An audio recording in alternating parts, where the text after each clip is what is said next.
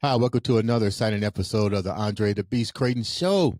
Another exciting show, and definitely, and I do mean definitely, another exciting guest. Let me tell you about today's show. Is this show is really about education today. It's about how one man's research led him down a whole bunch of rabbit holes. And it's funny because I tell people knowledge is power, but useless knowledge is not digging deeper into what you find. I think a lot of people get afraid because they go, oh, well, I don't really want to go that far. But this man has taken 8 books, which we'll talk about those 8 books and how they impacted him. And more importantly, how he's trying his best to empower, educate, and let's call it what it is. Wake up your class consciousness. Let's welcome to the show the one, the only, Mr. Education himself, Mr. Scott Bennett. What's up, big guy?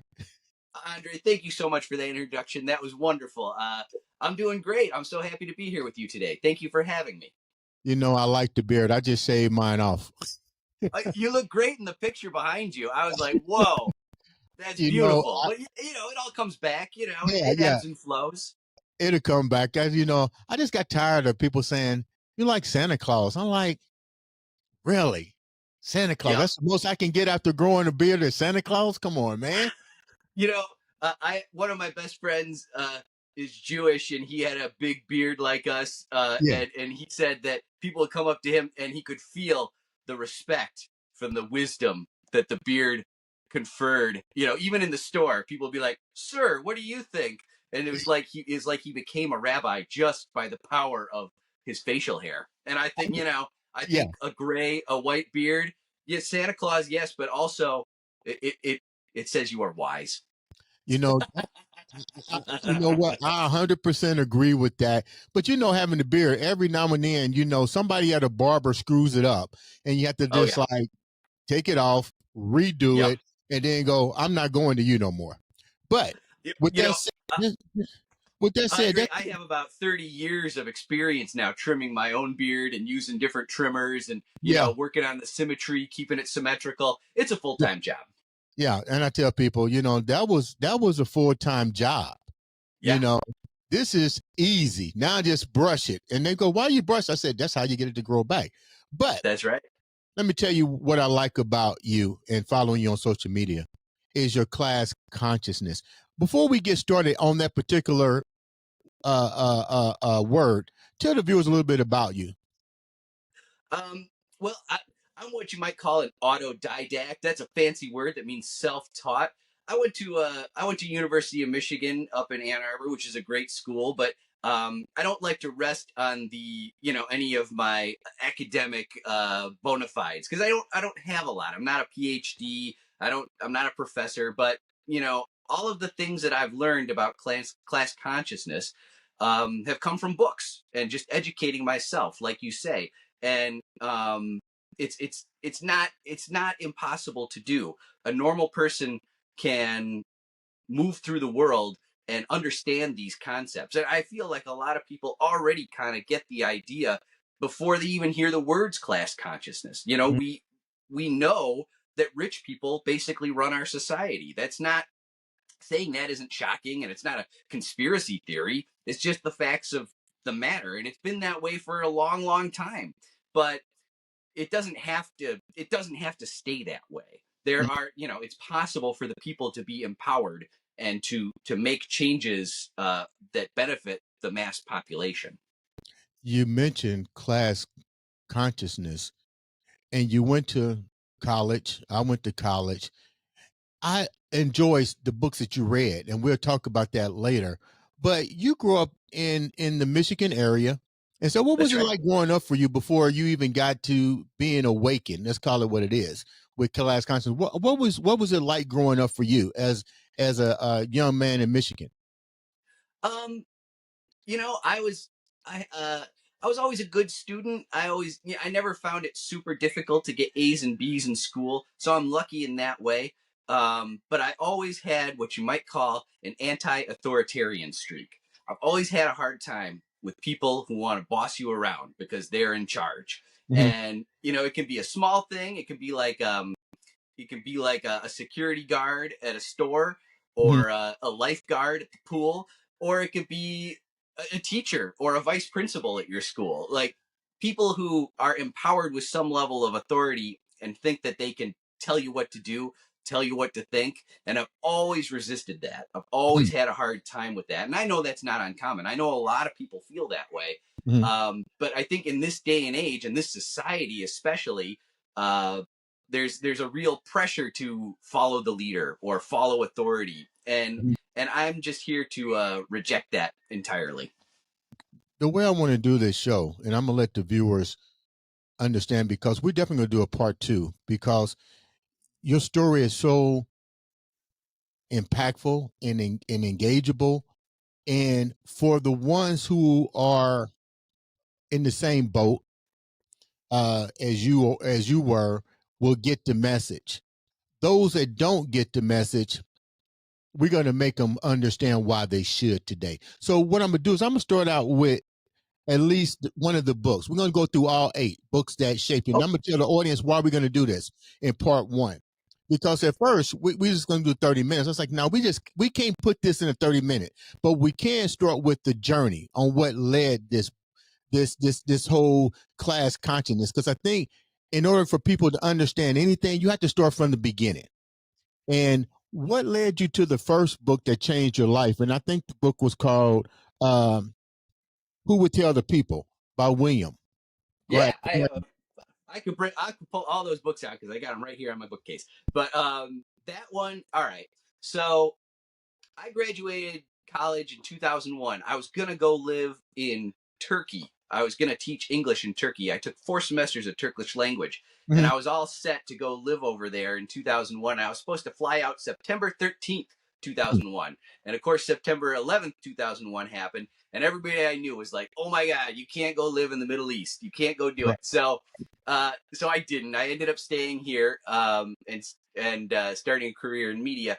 But I I always had a hard time with the Bush administration, George W. Bush, the second Bush, and I felt like he was lying about the weapons of mass destruction. It felt to me from the very start just Mm-hmm. like a pretext, like a made up thing to get us into war. And I was not happy. I was listening to talk radio, and I was, uh, reading the New York Times, and feeling dissatisfied by the kind of message that I was getting from all the Mm-hmm. mainstream sources. And Mm-hmm. I was feeling that frustration for a long time. And I was feeling like the Democrats were just as much a problem as the Republicans in kind of maintaining the existing hierarchy of power.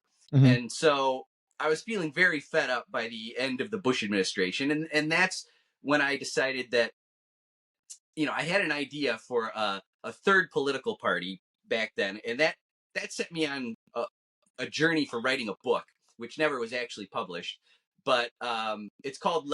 I was going to call it "Let's Make Them Pay," and that's what all my social media channels are called. Let's Make Them Pay, Mm-hmm. a one word, and that's how I found William Greider's book, because I was looking. I was looking for things to understand, like why things never change. Why is it so hard for things to change for the people, for the public? Mm-hmm. And Greider's book, he took a look at our government, and how money power is really the main thing that guides our legislation and what actually happens in government. Mm-hmm. And that was a big eye opener for me. There's one passage in there where he talks about there was some congressman, and they were arguing about some law they were going to pass that was mostly going to benefit corporations. And this congressman was like, can't we once in a while just do one thing for the public to Mm-hmm. actually help them when we pass these laws? And it just was like a light bulb went off when I heard that. I was like, yeah, Mm-hmm. why is that so hard? How come that never happens? Mm-hmm. And that leads us to, the wider discussion of class consciousness, because there's this word woke. The President Trump and his administration hate everybody who's woke right now. They Yeah. try to turn woke into a bad word. But Mm-hmm. what does woke mean? Woke means awake. Yeah. And consciousness is when Right. you're awake. Mm-hmm. And so class consciousness is just adding to that awake, to being awake to the fact that the rich, the we call them the rich, but what they really are is the owning class, the people who own all the companies and all the stocks and all the wealth in our country call all the shots. Yeah. And so that's what it means to be class conscious, is to see that. And then once you're aware of that, you can start to see how our class structure operates in this country, and how the working class, all the people like you and me who live off our paychecks, we don't live off of generational wealth. We Right. don't live off of stocks that our parents owned, or companies that our parents owned. That's the owning class. We're the working class, Right. and we always get hosed Right. by our government, by both parties. And so, I just wanted to find out, how do we start working against that? How do we start pushing back? How do we get a government that actually cares about us? It's funny that you said that, and it was a good book. I skimmed through a lot of them before we had you on the show, and some of them I had already read. And Nice. I just really think that it's funny. Let's call it like this. We can look at other countries and see the caste systems that they and we can label them, but we fail to realize we're in the same situation. It's just called differently. And you named it That's that right. on the thing. I mean, you see how you should every person should look at their lives and ask them, are you a puppet? Are you part of this system? Because if you go to work every day and you do the paycheck, you're part of what Scott is actually talking about. But what I'm getting ready to ask Scott, and I know this is hypothetical, if the people that are woke sees this and have always seen it, I'm gonna be honest, I've seen it ever since I was a kid. I was just like you. I was Yeah. like, something just ain't right. And I was in elementary school. I was like, Yeah. something just ain't right. I remember them telling my mom something's wrong with him. Wasn't nothing wrong with me. I just happened to realize Mhm. that what you're talking about is shit. I'm just too young Yeah. for you to pay it any attention. But with Yeah. that said, and using that particular book by William, what do you think that people are re- not willing to see what's actually being taken place? And we'll use this as an example. We talk about the hierarchies, the people that make the laws and people that control the money, the billionaires and so forth. There's not a lot of billionaires in this country. So that shows you another thing, that it's only a select few that's making policies. But with that said, let's just use what we talked about. Even something as far as a SNAP benefit program has now been pretty much dissolved. And people have yet to ask themselves, how did this happen? Who pulled the strings? And more importantly, the people that pull the strings don't give a fuck about you anyway, because you're part of that class conscience, and you got to ask yourself which one of them, which category you falling in, and that should explain to you why these things were being taken away. And my theory is, you put it wasn't benefiting the hierarchies. Mm-hmm. They was spending money to keep you there. Now they was like, we're done with this. Now Mm-hmm. you look at it and say, well, how is this going to affect the economy? They don't give a fuck whether it affects the economy. They want to know what you're going to do. Your survival instinct is going to make you steal, which is going to put you, which was one of the books we're going to talk about, which is going to keep the rich richer, is going to put you in jail. Whether Yeah. you black, whether you be Mexican, because you're going to do what it takes to feed your kid. And you can't go to court and go, well, Your Honor, they took away the benefits. Sorry, you broke the law. You stole. Oh yeah. But And now well, you're going that's to go to work again in the prison system. What's your take on Yeah, that? that's the story. That's the story of Les Mis, right? That's Yeah, Victor Hugo going back to the French Revolution. That's the same thing now. You steal a loaf of bread and you're in prison, and then you're a part of the slave system again, which yeah. never went away. It's part of the legal framework of the clause that they passed to end slavery, was to keep it in the prison system. So you talk about, I mean, what's happening now with all the private prisons and all the American corporations that are benefiting from almost free prison labor, slave labor. It's completely unconscionable. And then you add in ICE too, and they're grabbing people off the street and then feeding them into this slave system, probably. It is so funny. I just had this discussion with some people yesterday, and this is what they told me. You're crazy. The prison system doesn't work with corporations. And I go, I saw an article, a headline just the other day. This is an older article, but it said that there are 500 American corporations benefiting from slave labor in Alabama alone. That's yeah, one state. So yeah. if there's 500 working in one state, I bet Imagine. when you go across 50, it's a whole lot more than 500. And that's not even talking about the private prison system, where Yeah, there are private companies building prisons yeah. and operating them for profit. And see, the real downside of something like that is the profit motive, which is supposed to be so great. We hear all the time about how great the profit motive is, how great Mhm, capitalism is. But there's an expectation of growth. And if you have a company that makes profits off of having people imprisoned, you mhm, create, they have a need for profit to keep growing.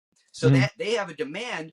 Their demand to the government is keep sending us more people, keep sending us more people to imprison mhm. and to lock up and do free slave labor for these corporations.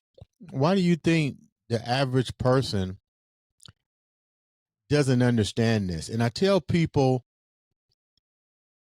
you're not doomed by history. You're doomed by being ignorant to history, because history is just going to repeat itself, but it repeats it in a way that you don't see it happening. Because if I got somebody that tells me there's no way this is happening in the prison system, then you're blind, because you're doing the same thing that they did in the colonial years, that they did in slavery. If you stole a piece of bread, they put you outside and they put you in the gillet in that thing, and or they cut your hands The off, or they stockade, did yeah, something. right. Yeah, yeah. So now it's just done in a different way that won't bring um clarity to what's going on, who's pulling the strings. But why do you think people are having a difficult time just seeing the basic Well, concept of what the book was talking about? yeah, Andre. I would point to one other book on my list, which is called Manufacturing Consent, and that's by a famous man named Noam Chomsky, who I love. I consider one of my intellectual fathers. Him and Michael Parenti, who did another book on this list. Mm-hmm, Um, But Noam Chomsky's book, Manufacturing Consent, talks about how consent is manufactured, just like a car is manufactured. mm-hmm, The the propaganda system, the American propaganda system, starts when we're watching Saturday morning cartoons on, when we're little kids, when we're watching things like Paw Patrol, which tells us that authority figures like police and firefighters are always trustworthy and that we should always, do what they say. mm-hmm, So an American propaganda system that works hard to get us to go along with this system mm-hmm, and to convince us. And this even extends into our churches. I've done some posts in the last few months talking about how, from a different book, which is not on this list, but talks about how in the 1940s, during or after the depression, well, during the depression, so during the 1930s, mm-hmm, American businesses were scared about how people were turning against capitalism. I mean, they were all going through the Great Depression, so they had good reason to be skeptical of capitalism, because in the 1920s they heard all the same free market stuff that we grew up hearing about how wonderful the free market is and how great free enterprise is, and people saw with their own eyes how it could have a very negative impact on them, and they weren't believing the propaganda anymore. So business people started paying pastors and priests and donating money to their churches to get them to spread a business pot, a pro business type of message to their parishioners. mm-hmm, So, you go into church and you're supposed to be hearing about God and how to be a good person, and they're slipping in messages about how great business is and how great the American free enterprise system is. So, mm-hmm, you're not even in a skeptical mindset when you're young watching cartoons or in sitting in church or sitting in school, which also works a lot harder to make us into workers mm-hmm. in this capitalist system than it does to produce people who can actually think critically about any of it. We are conditioned from the very get-go to go along with it, to think this is the best possible option, and to be terrified of communism or workers owning any, workers owning business, which, like, why is that such a scary thing? The idea that the workers would own the place where they work. Like, that's not that's not a terrifying idea, I don't think. And in fact, there are hundreds of worker-owned enterprises here in this country today that are operating just fine, that prove that you don't have to send all of the money. I like to say that capitalism's a pyramid scheme. So, capitalism tends to send all that money up to the top, to those billionaires at the top of the pyramid. And we're the ones doing all the hard work. Those billionaires, their companies wouldn't be worth all that money if we weren't working hard every day to make it worth something. And you know what's so funny? And some people might think this is a conspiracy theory, but when you talk about manufacturer consent, is we give away our the things that we're fighting about now. We carefully got blended into what you was talking about, the manufacturing consent, because even something as simple, and people don't get this, you've given away the most important thing you can probably imagine, which is your free will, and that's through a simple mobile device. You're talking about manufacturer consent. I remember, this is no lie, I remember in the 80s, I was talking to this guy, and he was like, "Hey, Andre, they've already given people the chip where they can track you." And they was doing it in, which we'll talk about Vietnam and so forth in a minute. They was giving it to these countries as experiment. And they said, he told me this, he said he was over there. He did video footage and everything. And that's when the first credit card called Blue came out, where they was putting your information on there. They said, but first we got to figure out how to get rid of money. And you know what I was saying? I said, you can't get rid of money. But I wasn't thinking, yeah, you can. So he said America would be the last place they have to conquer, the people with the money. They said because they don't want to get rid of money, but we got to make them, like you said, manufacture consent. How do we do it? Well, you put fear in them. You put fear in them. You do war. Very powerful. You do war. You do, and they still didn't work. So then this is show you how crazy this shit is. And I know it's not lying. Then you start kidnapping babies. And then you say, okay, well, let's put a chip in the baby when they're born. You got to consent because people are kidnapping babies. Now let's put it in your animal. Now let's go deeper. Now we got to really track you. Now let's give you the ultimate weapon. Let's give you a cell phone and allow you. This is manufacturer consent. Let's fix the apps where you don't have to have money no more. You put everything on your phone. Convenience. Yep. That's what I want to use. Manufacturer consent and manufacturing convenience. Yep. Now you don't make it the only option. I mean, almost think about almost nobody doesn't walk around with a cell phone in their pocket now everywhere they go. So talk about how easy it is to track you. They have, my phone, when I get in my car, it's like, oh, you going home? Here's your directions. Like it just knows where I'm going because it follows me all the time. And it's crazy how you see it happening because, like you said, not only is it manufacturer consent, it's also manufacturer convenience, but it's also where it's manufactured without any options. That's right. Because they want to lead you. They want to lead you down the path. So that's the only thing you could ever conceive of. Well, and a lot of I see those commenters all the time in my posts when I question the capitalist system. They come at me and they're like, you're crazy. You don't know what you're talking about. This is the best possible system we could ever have. Look how rich we are as Americans compared to the rest of the world. But meanwhile, we're all just scraping by, even people in the 90th percentile of income are spending most of the money they make every month. It's our lifestyle keeps up with however much money we make. So even people who make a lot of money are spending all that money every month. And how much of that money is going to the bank every month? Think about your credit card payment, your car payment, your mortgage payment, like all the, you talk about, you get your paycheck and then hand 70, 80% over to different banks before you even have any money to spend on anything else in your life. But some people might think we're just talking shit. And I remember during the last election campaign, one of my questions to the Democratic Party and the Republican Party here, I was like, what are you going to do about housing? Right. People can't even afford to get a house. I mean, to rent an apartment. You know, people can't even afford to buy eggs. Eggs are $9 for 12. But you can't even raise the amount of money, the minimum wage, to offset it, and the rich keeps getting richer and the poor keep working to feed. That's right. To feed. Yeah.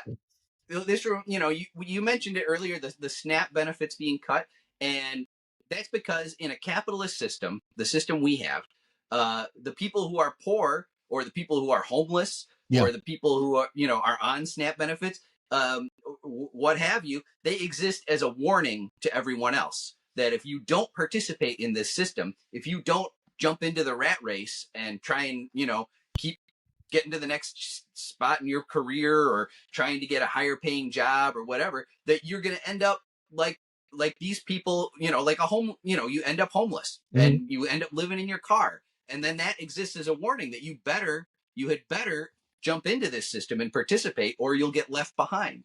And so that's why people, the rich in this system, they don't care about housing for the homeless. They don't care about SNAP benefits for people who can't afford to buy groceries.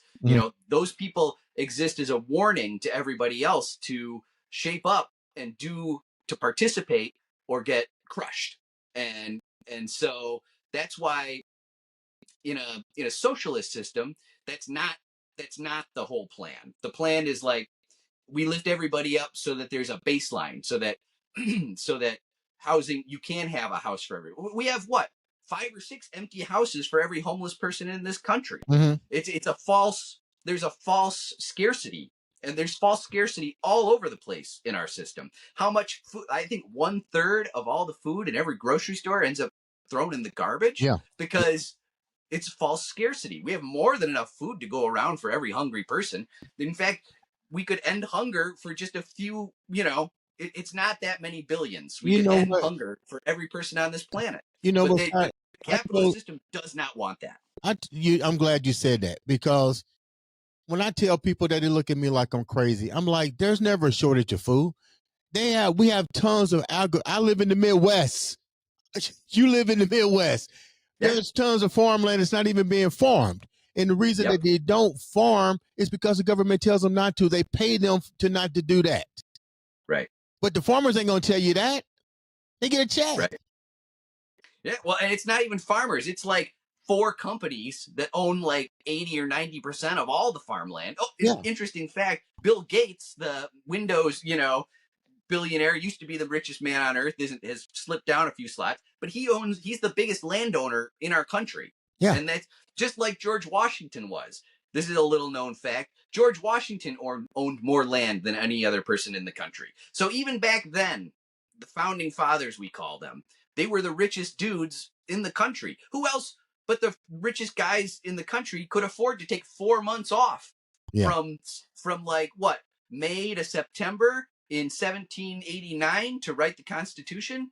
That no working man could do that. No working person could do that. So the whole thing was set up from the very start to benefit the owning people, the people who owned things. John Jay, our first Supreme Court justice, said the people who own the country should run it. And that's what we got. And that's where we are right now still. Let's talk about another book that was very impactful, which I thought was cool.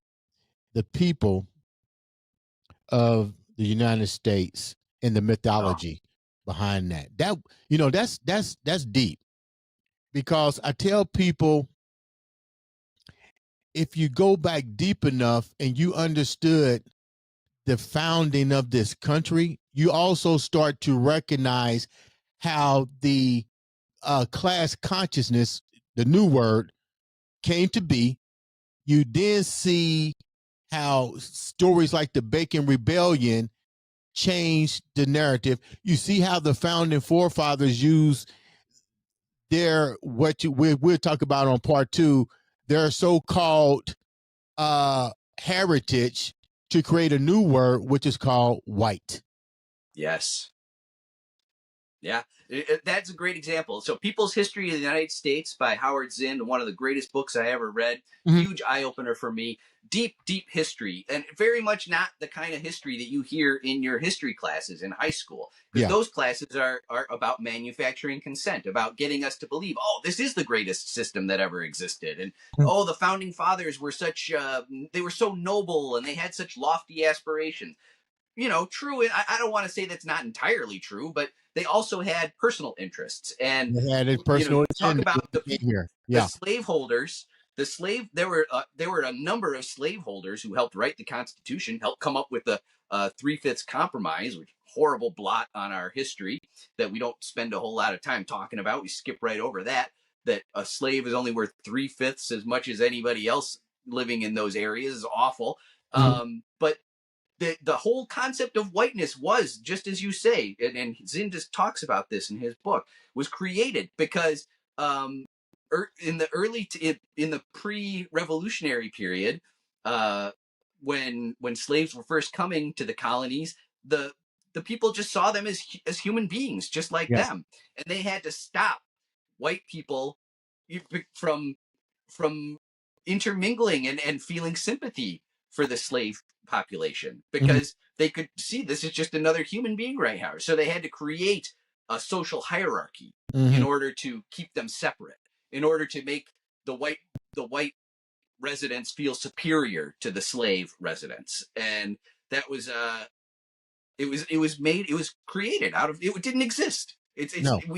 we've had these ideas. We live, we've lived hundreds of years since these ideas were first implemented, so they Mhm. seem like the most normal thing in the whole world. But it was created out of nothing, and it was created out of self-interest of the owning class. When you read that book, and naturally a lot of people need to understand Bacon's rebellion and to understand that this stuff was, let's go back again, manufactured. They didn't know it was Yeah. manufactured. They had an idea of what they was trying to put into place. But it's Right. amazing. Like I tell people, history never died. It just rebranded. Thank you. It just Mm-hmm. rebranded. And it rebranded so strong that it's been, like you said, not even taught in school. Nope. Not even taught in school, the real. Because I think if people, this is a two-part question. This is a hypothetical question for you. I think people are afraid to know the truth. Mm. And let me break it down a little bit. So I don't want people to say, I'm not afraid of nothing. What I mean by that is you may not want to go down the rabbit hole because you're not sure how you're going to react to the information. You don't know if Yeah. you're going to react in fear and panic. You really don't know how to receive it, and you don't know how to respond to it. Is what I'm saying. What's your take on that? Yeah. I think you're totally right. There's something called cognitive dissonance, where your brain tries to hold two contradictory ideas at the same time. Mhm. And when you can see something with your eyes that doesn't match up with what you feel or what you've been taught your whole life, it creates a sense of discomfort.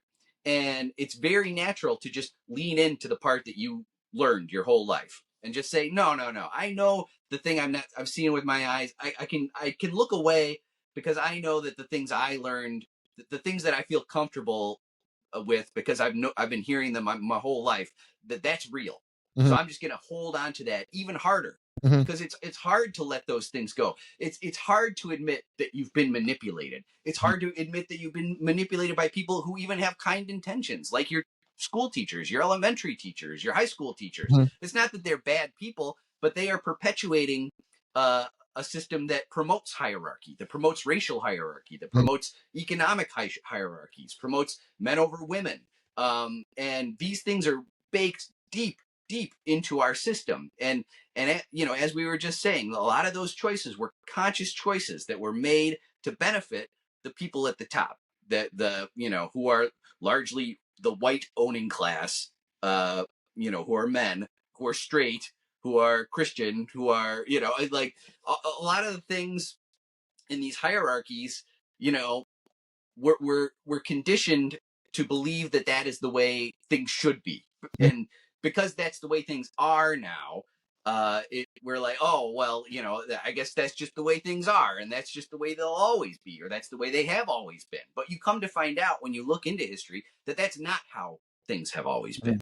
That social hierarchies as they exist now have not always existed in this way, and that it is possible for people to um, see equality as is the way out of these hierarchies. If we all relate to one another as human beings and see one another as human beings, that's how we can get out of this. It's because it's through unity. Because there's so many more working people, and if we just look at each other as fellow human beings who are also workers, who are all in the same boat, we way outnumber this small social class of people who own everything right now. And we don't have to keep things the way they are. But I understand, like you say, that it's scary to confront that and try to think about changing any of that. What's your take? Before we go to the next book, what's your take on the Charlie Kirk assassination, the storming of the White House with Yeah. the president? What do you think all that was boiled down, based on your opinion and your research on what we're dealing with now? What's your take on all that? Was it a conspiracy theory? Was he basically saying things that people didn't, that the hierarchy didn't want him to say? Do you think that he was assassinated because they wanted to make him a martyr? Why do you think Hmm. that people stormed into the White House? Nobody has stormed into the White House, not even during slavery. Right. Right. That's crazy. Yeah. I think. I mean, Charlie Kirk, that's a loaded one. There's a lot going on there, but I believe that he was essentially an articulate propagandist for hierarchy.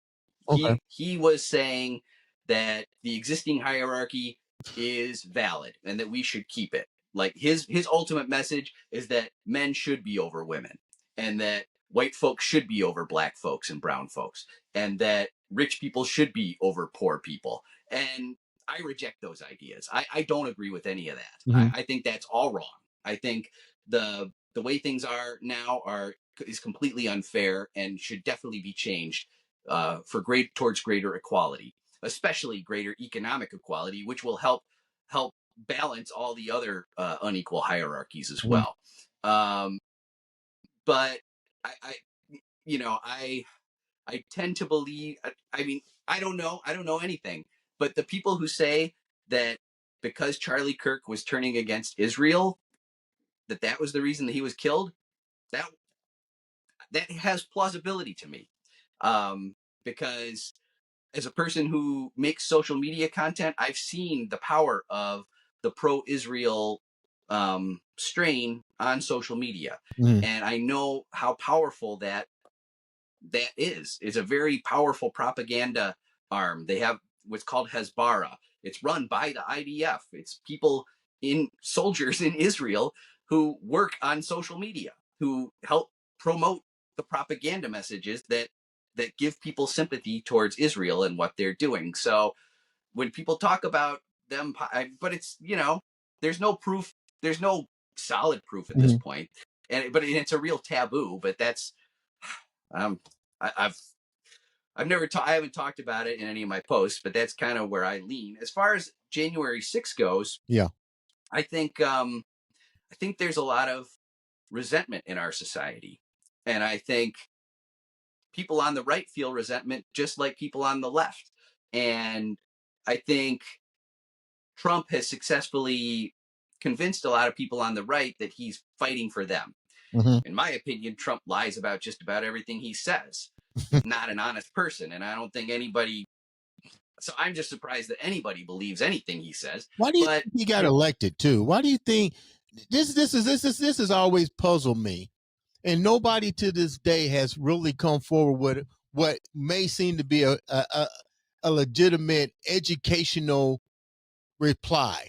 If if this guy is transparent, he's always been transparent. We know how he is. We knows what he's done. Why did he wind up getting reelected? Do you think it was because the uh, the opposite side, the Democratic Party, wasn't strong enough to address issues? Because he really didn't give any concrete reasons why he should really be elected. You know what I'm saying?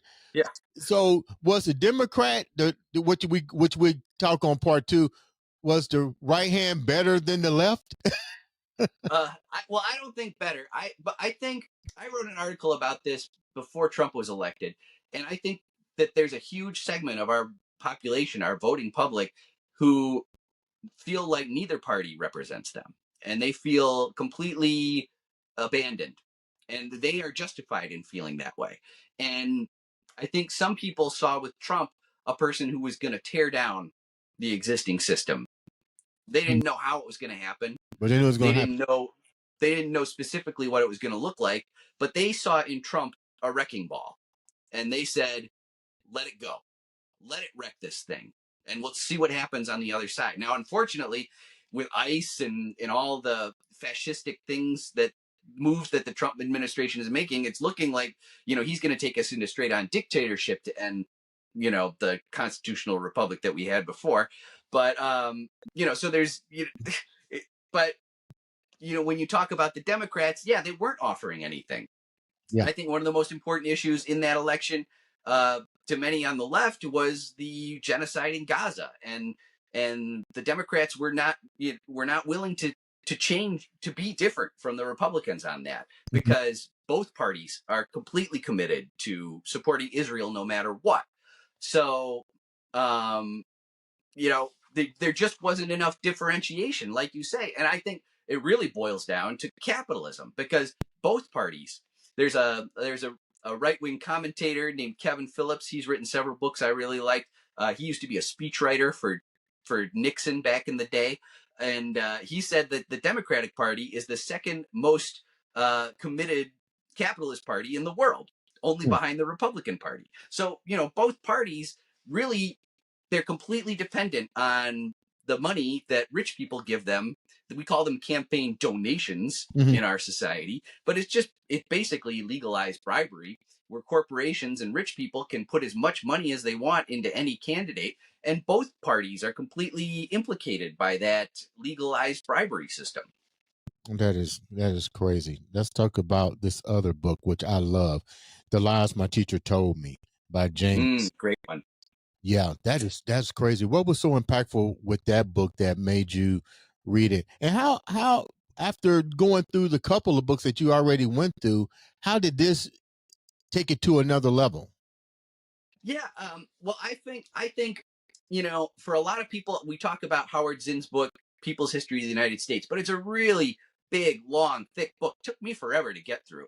And if I had it to do over again, I probably would have started with James Lowen's Lies My Teacher Told Me, because it's a much more accessible book. It covers a lot of the same material, a lot of the same history. They're both history books, but I found it to be much more accessible as a reader, easier to get through, faster to get through. Mhm. And he makes a lot of great points. Like he wrote a different book that's not on this list, uh, about about how slavery, the slave issue, was what caused the Civil War. And he's like, well, how do you tell? Because since then, they say, oh, it was all about it was about trade, or it was about this, or it was about that. It wasn't about slavery. And so he's like, well, let's go to all the articles of succession for each state, and right there in the Mississippi Articles of Secession that they wrote up, slavery's number one on the list, right? It's in protecting the slave system, and then going down the list. And all these other states, it was about slavery. It was clearly about protecting the slave system, which is an economic system, Mhm. because that was how the southern economies were run. Mhm. So Lowen likes to do that. He'll go to the direct sources and show you how the stories that you heard, the narratives that you've heard, Mhm. have been cooked up, and there's a lot of picking and choosing that happens over time to create narratives that reinforce the power structure, that help manufacture consent. And so he's going back to the history and saying, well, the history is actually different from what you learned. Well, was that a two-part um, analogy on this? Because I was also, from my studies, also told that not only was it about slavery, but it was more so also, in addition to that, about one currency. Because remember, we had the Confederacy currency, and we had what is called U.S. currency, in controlling the That silver and that's the gold, the silver and the gold. sure. Because remember, I think a lot of people don't realize this. Back in the day, you was paid with silver dollars and gold dollars, you know, Hmm. and all And this, everything yeah, was back paper in the currency. day, they had you could exchange paper money for gold. Yeah, That I mean, that was another aspect of it, but currency was not the main driver of that war, as Lowen shows that it was slavery was the motivation. It was the primary motivation for all the states that seceded. yeah. To keep now, let's go back a little bit so people can understand how important this was, because agriculture has always been the stable of economies, even 10,000 years ago. It Sure. changed the way it actually was the new enterprise. Let's call it what it is. Before there was Yeah. gold and silver, if you had land and agriculture and could run it, you was pretty much a self-made millionaire, so to speak. Yeah, well, you talk about the rise of agriculture. That really is also the birth of hierarchies, because before, when we had primarily hunter and gatherer societies, people didn't stay in one place; they Right. moved around. And from this part of the year, you'd hunt deer over in this area, and this part of the year, you'd fish for salmon over in this area. Mhm. And there was an awareness that you wouldn't try to deplete the resources, because if you hunted too many deer, you might come back and there'd be none left because they were wiped out by last year's hunting. Mhm. So that tended to make people a little more aware of the limitations of resources, since they were living off the land. But then when we moved to agriculture, people were living in one place. You're living right with that plot of land all year long, and that plot of land would also give surplus. It would give you than more than you could eat in one year Mhm. or eat at one time. And so when you start building up surpluses, that's the beginnings of fortunes, because the surplus doesn't all just go to everybody. It goes to one person. One person is hoarding it. And if I own this land, it belongs to me. Mhm. So then that was the basis of fortunes starting to build up, and one person paying some person than less than they needed to in order to maximize their returns. Anyway, I've done some posts about that also. There's a great writer named David Graeber, who did a book called The History of Everything, that talks about the rise of how hierarchy basically started with agriculture. When you was reading the book, The Lies My Teachers Told Me, what was at least the one of the most impactful parts of that book that literally rocked you to your core? Because we I, know history is not what they teach us. Yeah. One of my favorite ones, and I just did a post about this recently. There was a contest on TikTok to do a history post, and so I did one about a story I read in there about Squanto and about the Thanksgiving story. We always hear this story about Thanksgiving, that the natives sat down, that the natives helped the English colonists. One native named Squanto helped the English colonists learn how to plant corn, Mhm. and he would put chopped up fish bits in with the corn to help fertilize the soil and give the plant nutrients to help grow faster. But we don't know about Squanto. We don't learn about. It's actually a much more interesting story than we get with the traditional Thanksgiving type of pageant that kids put on when they're in second grade or third grade, Mhm. and make paper, cardboard, or feathers out of construction paper.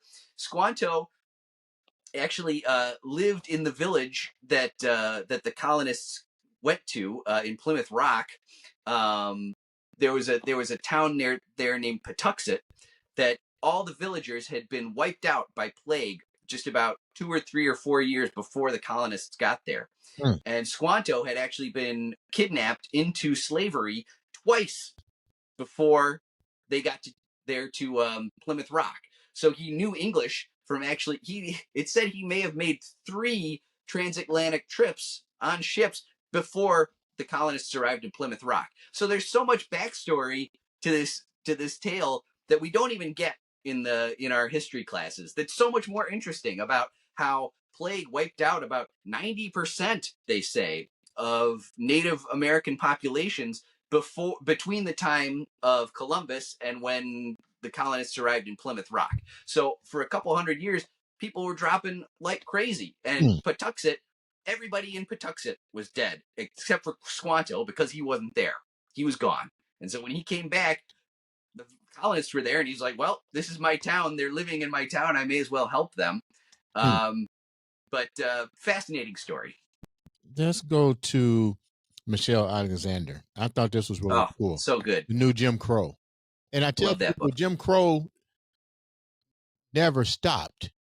That's It right. rebranded itself. Yeah. When you read That's it, right. I think it's funny. I don't mean any disrespect here. I think it's beautiful, and it's even more beautiful that a man that's not of a different nationality, meaning black, has taken interest in this. So when you Yeah. read this, the new Jim Crow, from a white standpoint, and you read it, what was this like for you to read it and internalize this? Yeah, heartbreaking.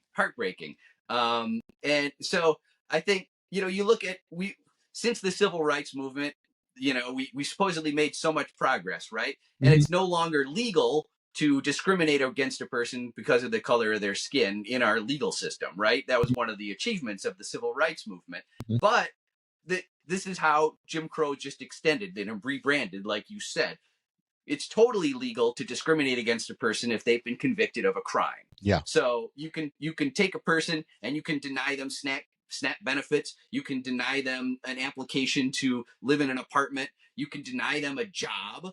It's completely legal to discriminate against people if they have a felony conviction. So it creates a whole class of people who are completely outside of our system. Mhm. Like what, and you hear about, that's how you end up with people who've been convicted just becoming homeless. They have no place to go. Or they go We've back completely into the cut them off. system. They go And back as a recidivism right. because you've already started a new class consciousness and didn't even realize it. Yeah. Yeah. It's horrific. And you add on top of that the legal slave system where you have convicts who are working in prison for companies like AT&T or whoever, doing telemarketing calls or customer service calls, and they're not even getting paid minimum wage. They're getting paid 25 cents an hour I or was going to something. say Something 25 cents. ridiculous. Yeah. Yeah. Yeah. It's so horrible. And so, you know, it just, it breaks my heart that we think the main story with the civil rights movement is that we've moved beyond all that. But then you read Michelle Alexander's book and find out that no, it's just called a different thing now. And that's another reason to keep, um, going after uh, poor communities, because they're the ones who can fight back the least. That's where we wrap up. Let's get to the next book. The rich get richer and the poor get prison. Man, that's deep. Yeah, it always, people always laugh when they hear that title, but it's true. It's a sick joke that our society is playing because the rich, you talk about businesses cutting corners, or somebody gets caught embezzling $1 million or $100 million or something like that, and they get a little slap on the wrist. Mhm. The judge is like, oh, they're a good person, upstanding member of the society, so you could get 6 months in country club prison. But if you steal $100 from Target, or $100 of merchandise, you're going away for years. Yeah. You're branded a criminal, and you're gonna, they'll throw the book at you. Yeah. And unless you can afford, well, Howard Zinn in his book The People's History, I think one of the things he said was that the true difference between the rich and everybody else is a rich person has a lawyer.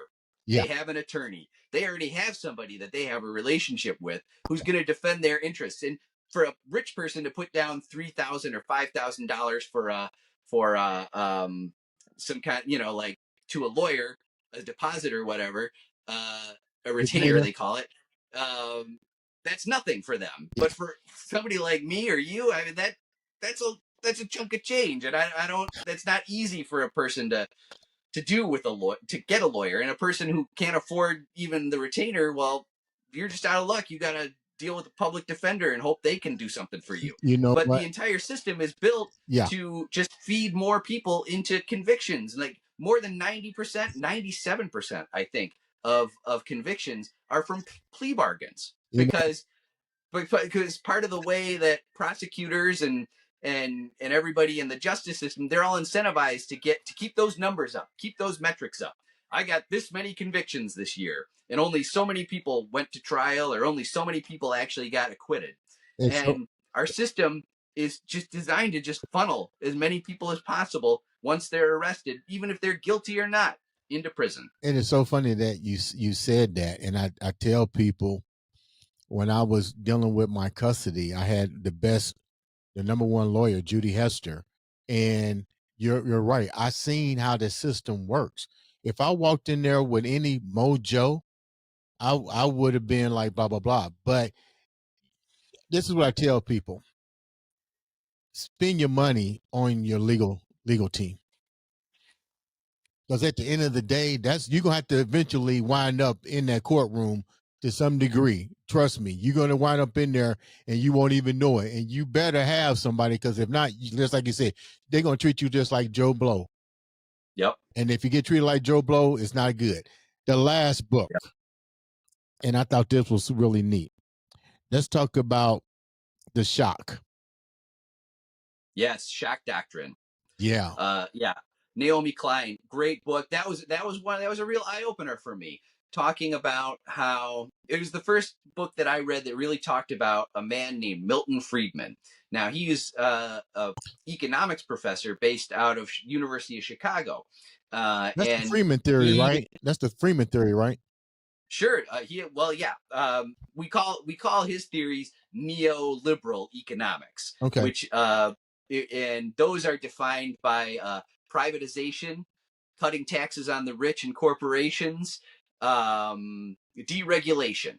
So Okay. those are some of the biggest markers, and it's just such a funny coincidence to me that Friedman's theories benefited the rich and corporations so much and are bad for the majority of the public. But Friedman was writing at a time he was writing in the 40s and 50s when he was first coming up with his ideas, and he was kind of a reaction to another economist called uh, uh, Maynard Keynes, Lord Keynes from England, who believed in using the power of the government to help people in economic crises. Hmm. And this was kind of the birth of some uh, social democratic policies. That's how we got Social Security. That's how we got SNAP. That's how we got Medicaid and Medicare. Where the idea that the government could use its resources to help the public, and that's called socialism.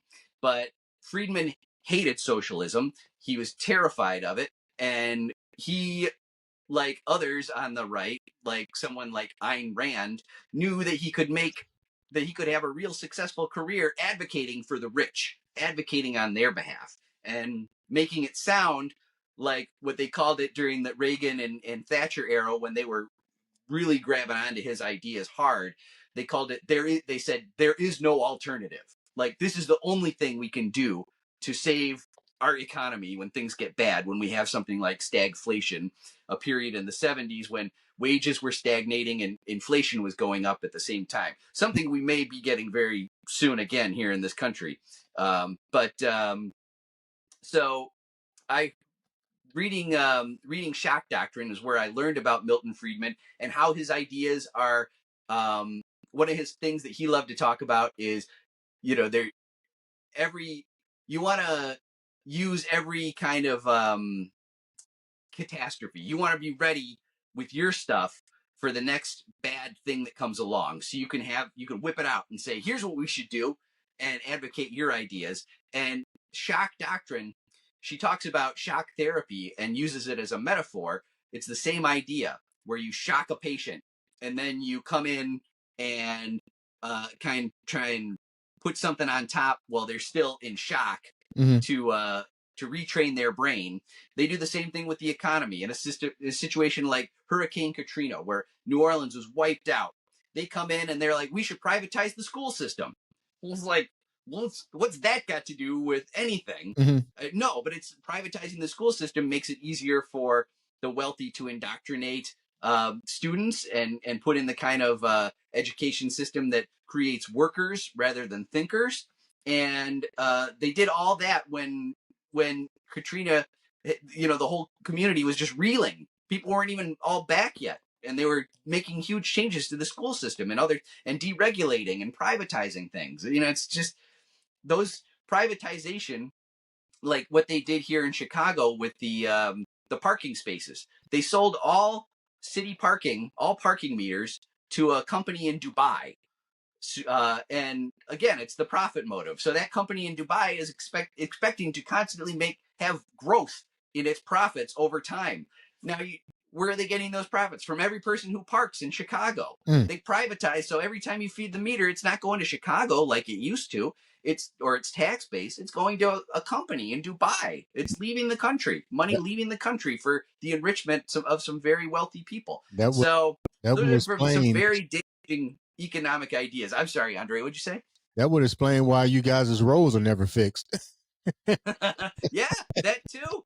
You're right, exactly, Yeah. because that money doesn't go into Chicago to help manage Chicago. It just leaves Chicago.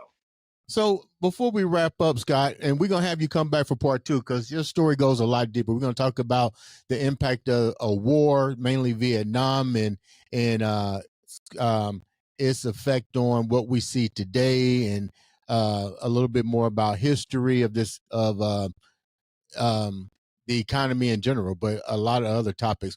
How are you being received right now on social media with your way of thinking?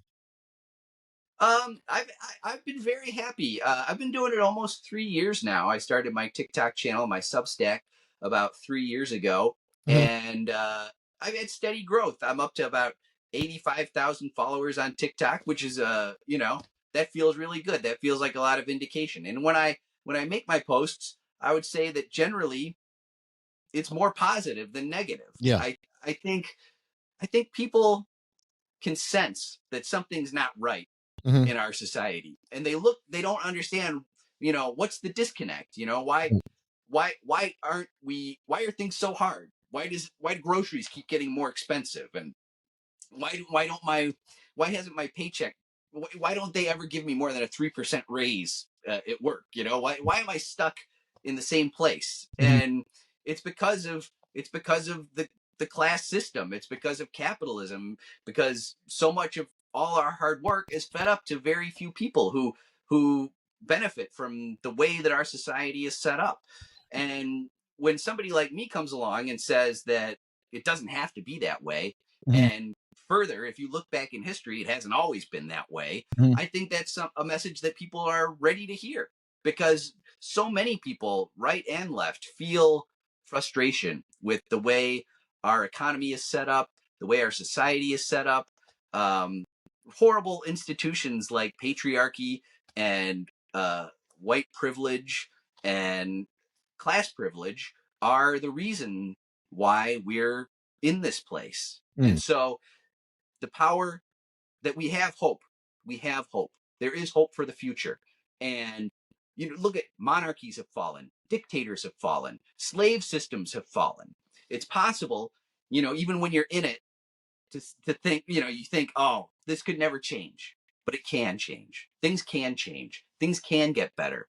And so people, when they read my Substacks or watch my social media posts, are happy to get that message, because we're not powerless. And in fact, there's so much more of us than there are of the people who run and benefit from our society, that it is possible to change it. Scott, thank you so much for taking time out to come on the show and help us understand what class conscious actually is and how people can do their part in um, elevating themselves because that's what it's about. You have to take accountability for yourself. How can the viewers reach out to you, Scott, to know where you're at on social media? Look me up and Let's Make Them Pay on TikTok and let's make them pay.substack.com. That's my personal Substack. That's my main bread and butter that I love. But I'm also on Instagram. Let's Make Them Pay book. Also, Let's Make Them Pay on YouTube, Blue Sky. So you can find me on any of those, and I hope that you will. Ladies and gentlemen, make sure you click, subscribe, and follow. Sometimes all you need to do is click somebody's button and change the difference in somebody else's life as well as your own. We're going to have Scott come back and go deeper into the class conscious and help you to elevate your mind at the same time. Ladies and gentlemen, this has been another exciting episode of the Andre the Beast Crayton Show.